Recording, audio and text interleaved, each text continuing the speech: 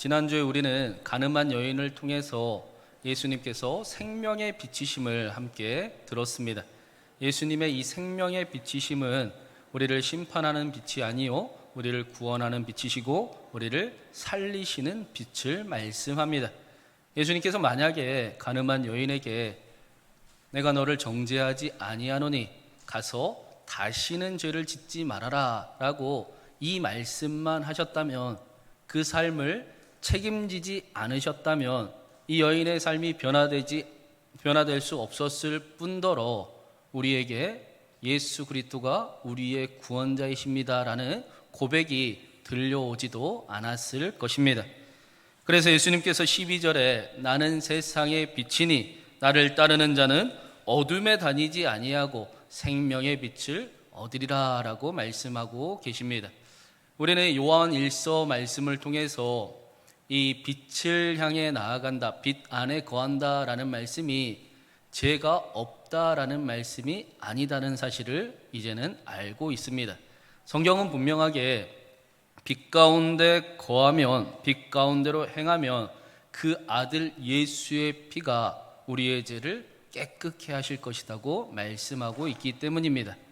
우리가 연약함을 가지고 있지만, 아니 오히려 우리가 연약함을 가지고 있기 때문에 빛을 향해 나아가면, 그 빛을 향해 나아갈 때 그 아들 예수 그리스도의 거룩하신 피가 우리를 모든 죄를 깨끗게 하실 것입니다.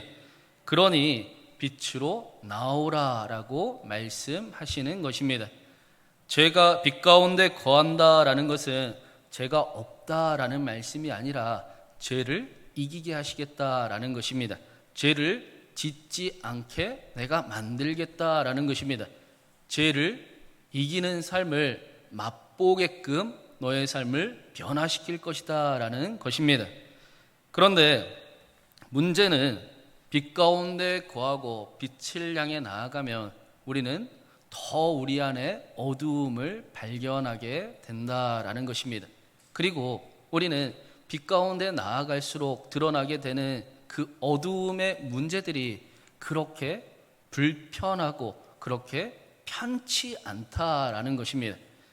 그래서 예수님께서 누가복음 12장 51절에 이런 말씀을 하셨습니다. 내가 세상에 화평을 주려고 온 줄로 아느냐?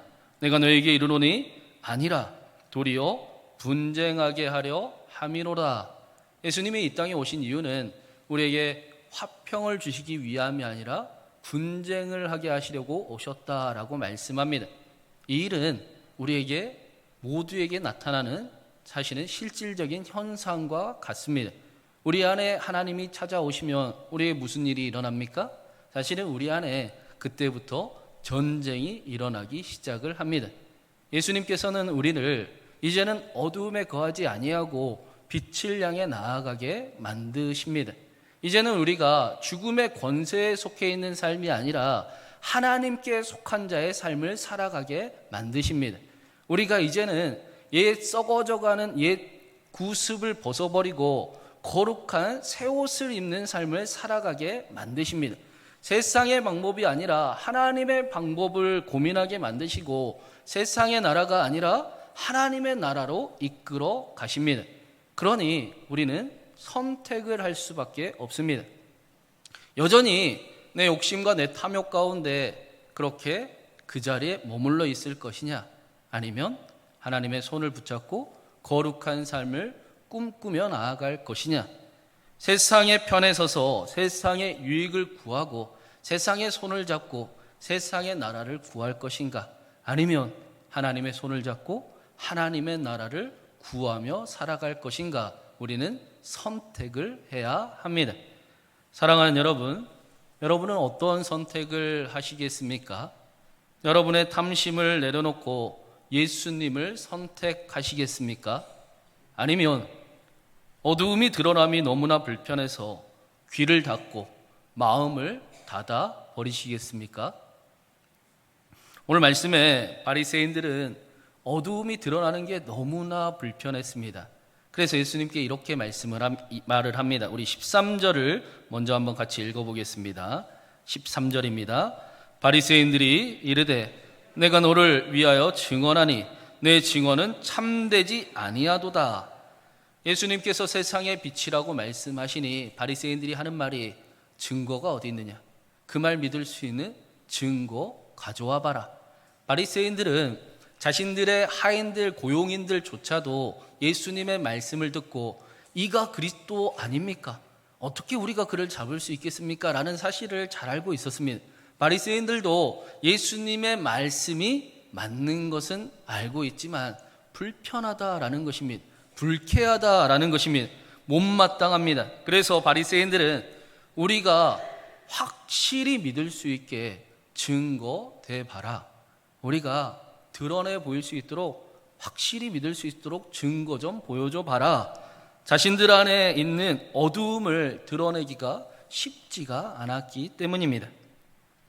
어거스틴이 자신의 삶을 돌아보면서 고백록에 이런 이야기를 했습니다. 나는 진리를 피하면서 찾고 있었습니다.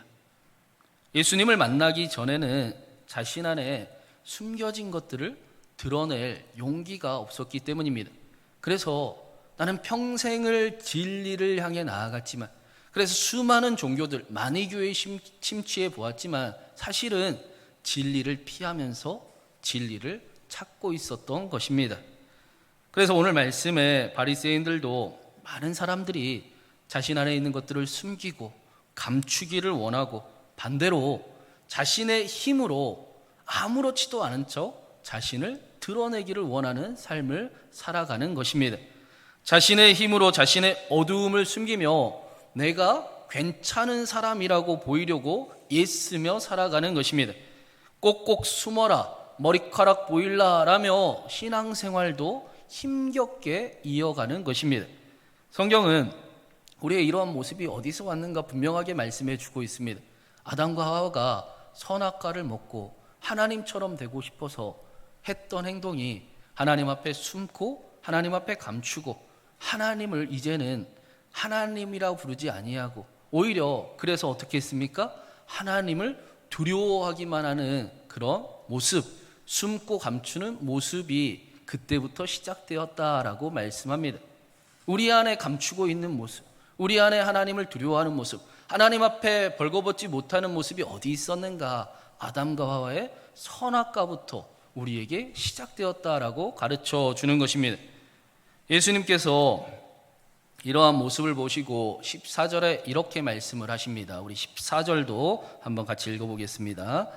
예수께서 대답하여 이르시되 내가 나를 위하여 증언하여도 내 증언이 참되니 나는 내가 어디서 오며 어디로 가는 것을 알거니와 너희는 내가 어디서 오며 어디로 가는 것을 알지 못하느니라.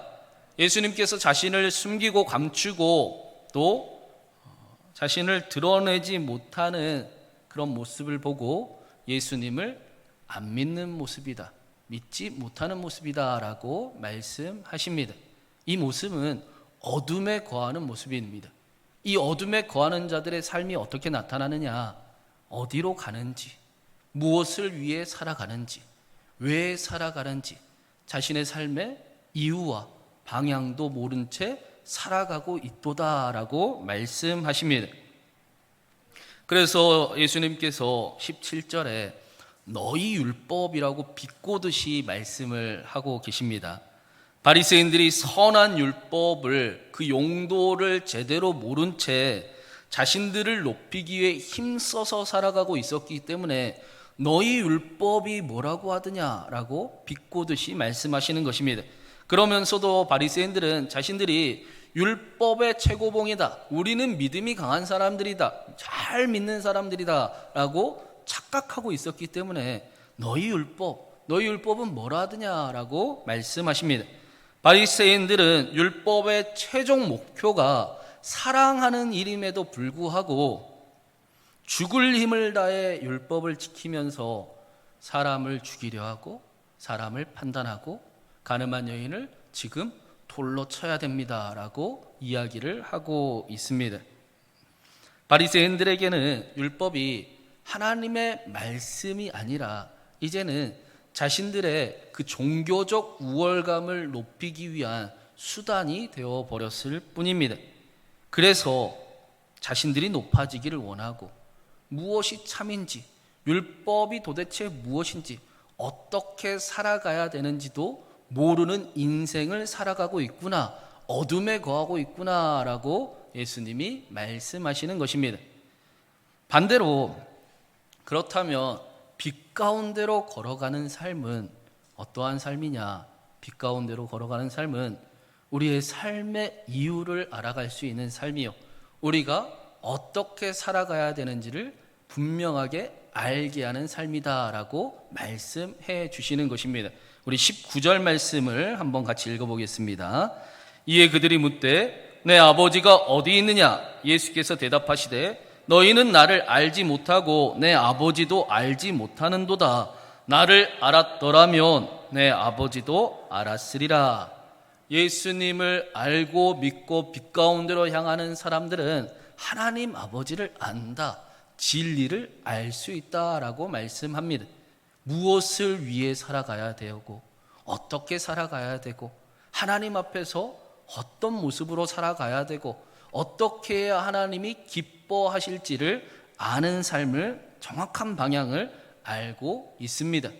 또한 그것보다 더 중요한 것은 이제부터는 자신이 왜 그렇게 살아가야 되는지, 왜 무엇을 위해 살아가야 되는지를 찾아가는 인생이 바로 빛 가운데 거하는 인생이라는 것입니다. 박노해 시인이 이런 표현을 했습니다. 내가 살아가는 이유를 찾는 것, 그것이 내가 살아가는 이유이다. 내가 살아가는 이유를 찾는 것, 그것이 내가 살아가는 이유이다. 우리의 삶의 이유를 아는 것도 중요하지만 더 중요한 것은 내가 무엇을 위해 지금 살아가고 있는가? 하나님 앞에서 어떻게 살아가야 하는가? 어떻게 하면 하나님의 기쁨이 되는가?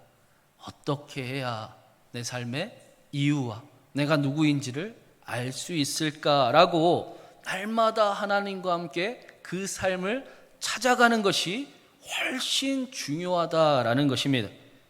여전히 부족함을 경험할 때도 있고, 그러나 포기하지 아니하고 그리스도 안에서 오히려 나는 어떤 사람인가, 내 존재를 다시 한번 확인해 보고 하나님이 바라보시는 나라는 존재의 가치는 어떠한가를 찾아가는 삶, 그런데 그 삶 가운데 여전히 생명의 빛이 나를 비추고 계심을 경험하는 삶이 하나님이 원하시는 삶인 것입니다. 만약에 우리가 우리의 숨겨진 것을 쉽게 하나님 앞에 고백할 수 있었다면 하나님께서 육신의 모습으로 오실 필요가 없으셨을 것입니다.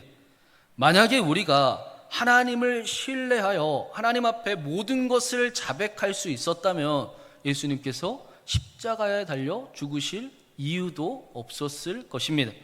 만약에 우리가 하나님 앞에 벌거벗어도 부끄러워하지 않을 수 있었다면 십자가에 달리신 하나님께서 자신의 사랑을 우리에게 확증해 주실 필요도 없었을 것입니다. 우리가 아직 연약할 때 그리스도께서 자기의 생명을 우리를 위해 주심으로 하나님께서 우리에 대한 자기의 사랑을 확증해 주신 이유는 우리가 벌거벗어도 부끄러워하지 않을 수 있도록 하나님의 사랑이 이제는 믿어져서 더 이상 숨기는 삶을 살아가지 않아도 우리 안에 해결되지 않은 수많은 문제들을 가지고 감추지 않고 하나님 앞에 털어놓으며 그 일을 응답하시고 도우시는 하나님을 경험하는 삶을 살아갈 담대한 용기를 주시기 위해 우리에게 하나님의 사랑을 확실히 알게 해 주신 것입니다. 더 이상 흔들리지 아니하고 하나님이 끝까지 나를 사랑하시고 여전히 나를 사랑하시며 내 스스로 실망하고 있을 때도 하나님은 나를 사랑하신다. 그래도 하나님은 나를 사랑하신다라는 사실을 우리에게 알게 해 주신 것입니다. 사랑하는 여러분, 다시 한번 묻겠습니다. 하나님께서 저와 여러분을 사랑하심을 믿으십니까? 여러분의 모든 것들을 다 털어놓아도 될 만큼 여러분을 사랑하고 계심을 믿으십니까?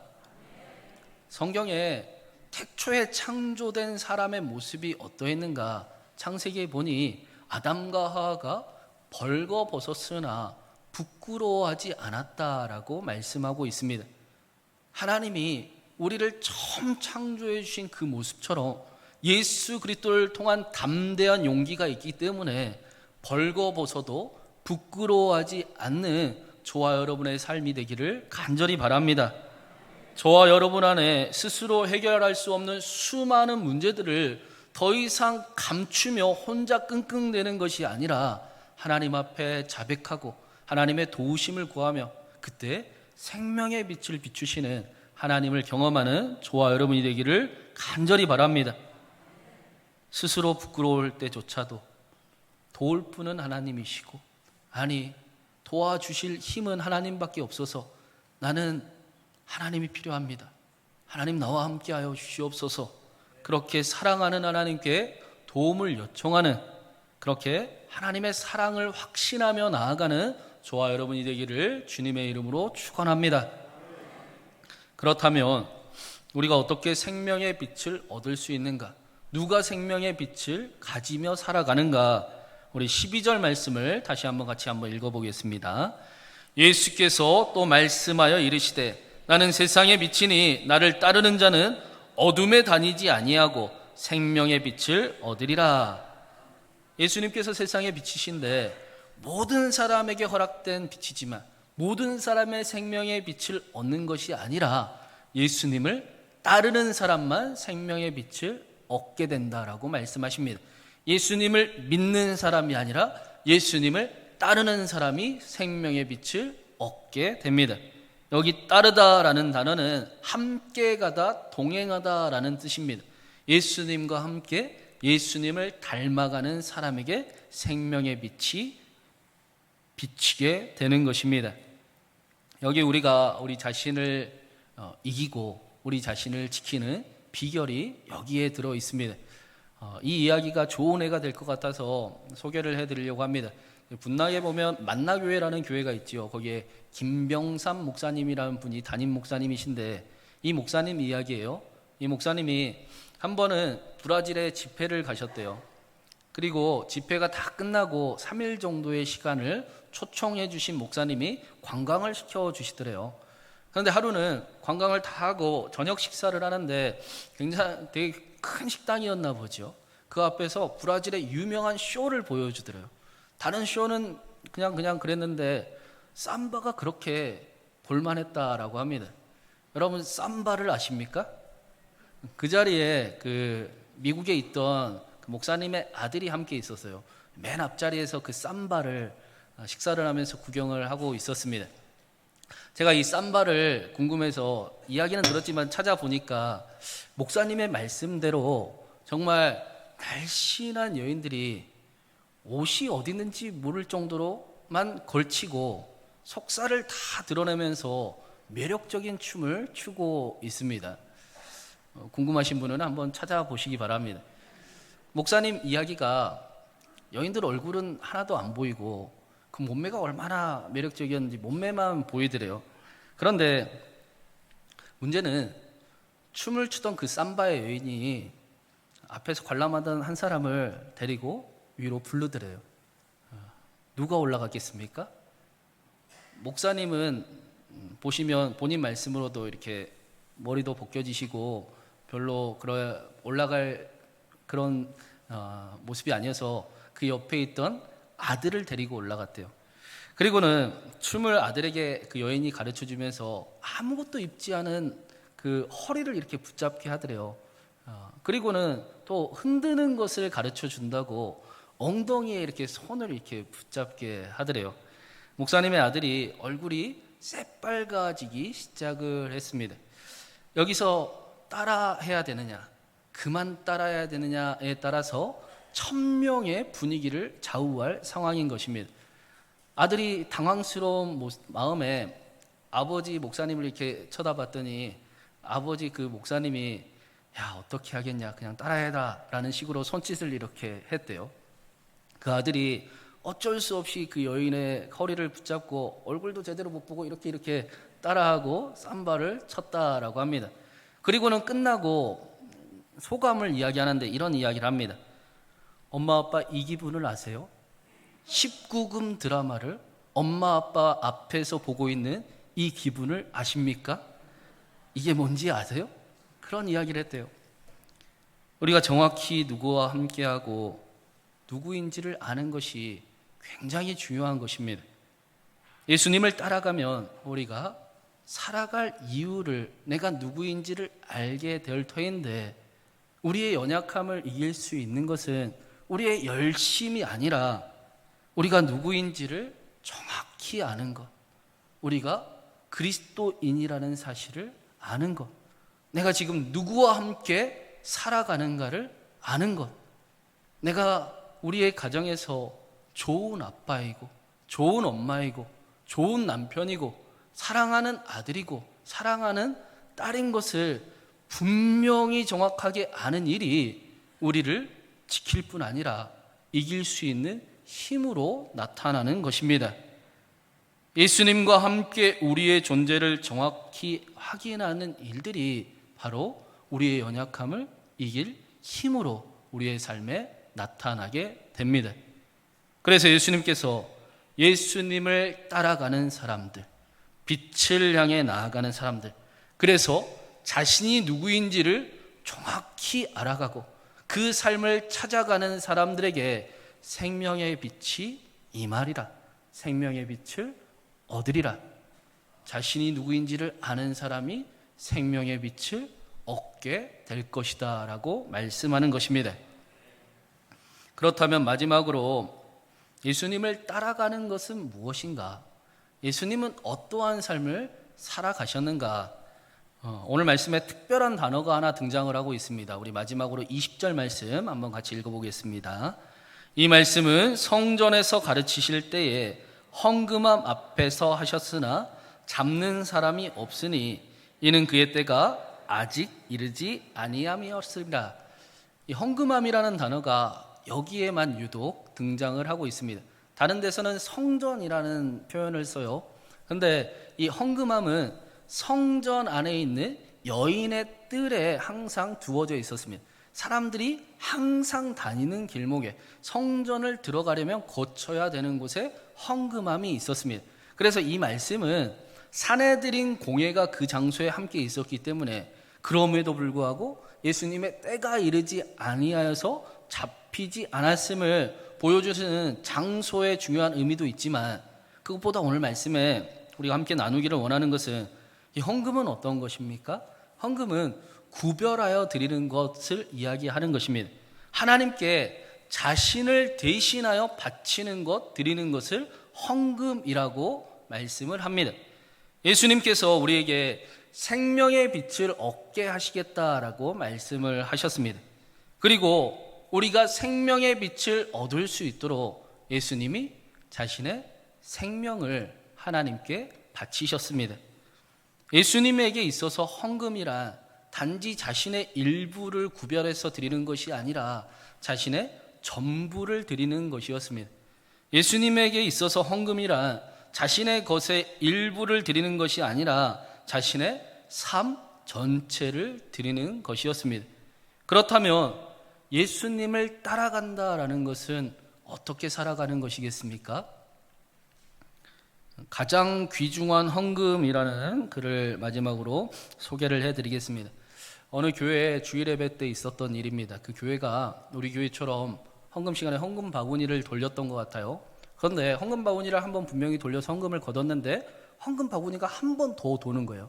사람들이 의아해하고 이상하게 여기고 있는 그 모습을 향해서 목사님이 이런 얘기를 합니다. 여러분이 이웃을 위해서 무엇을 할 수 있는지 생각을 해보고 그 내용을 쪽지에 써서 헌금함에 담아 한 번 더 내십시오라고 이야기를 했습니다. 그 자리에 에드워드라는 사람이 있었는데 이 사람은 가족들이 굉장히 많았어요. 그래서 살림살이가 여유가 없었습니다. 누구를 도와줄 그런 형편이 안 됐습니다. 그런데 목사님이 말씀을 하시고 또 안 적을 수가 없어서 망설이다가 외로운 사람에게 일주일에 한 번 차 한 잔 대접하겠습니다. 그렇게 적었어요. 그 정도는 할 수 있을 것 같아서 일주일에 한 번 차 한 잔 정도는 대접할 수 있겠다라는 생각에 그렇게 적어서 헌금 바구니에 넣고 그렇게 올렸습니다.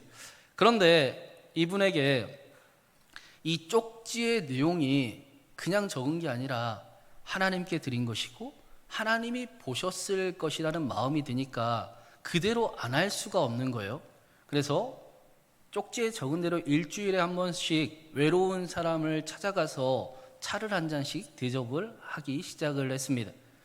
나이가 들수록 시간의 여유가 좀 생기니 차를 대접할 뿐 아니라 이웃에게 무슨 일이 있으면 옆에 가서 도와주고 이웃 아이들의 수학을 가르쳐 주기도 했습니다. 세월이 많이 지난 후에 이분이 생각을 해보니 그날 첫 번째 드렸던 헌금함에는 자기가 얼마를 헌금했는지 기억도 나지 않더래요. 그런데 두 번째 헌금함에 넣었던 자신의 삶을 적어서 드렸던 가장 귀한 헌금이 여전히 자신을 살아가게 만들고 있고 가장 귀한 헌금이었구나라는 확신을 가지게 되었다라고 합니다.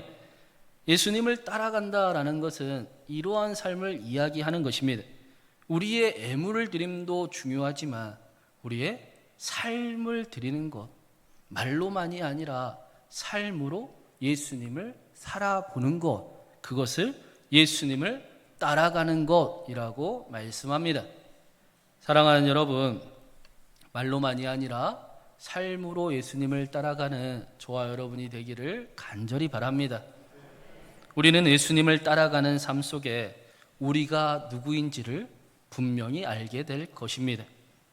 우리가 무엇을 위해 살아가고 어떻게 살아가야 하는가를 점점 더 알게 될 것입니다. 그리고 이 일은 우리의 존재를 확인하면 확인할수록 우리의 삶을 지킬 뿐 아니라 우리가 생명의 빛을 얻어 생명의 물을 흘려보내는 삶으로 이어가게 만들 것입니다.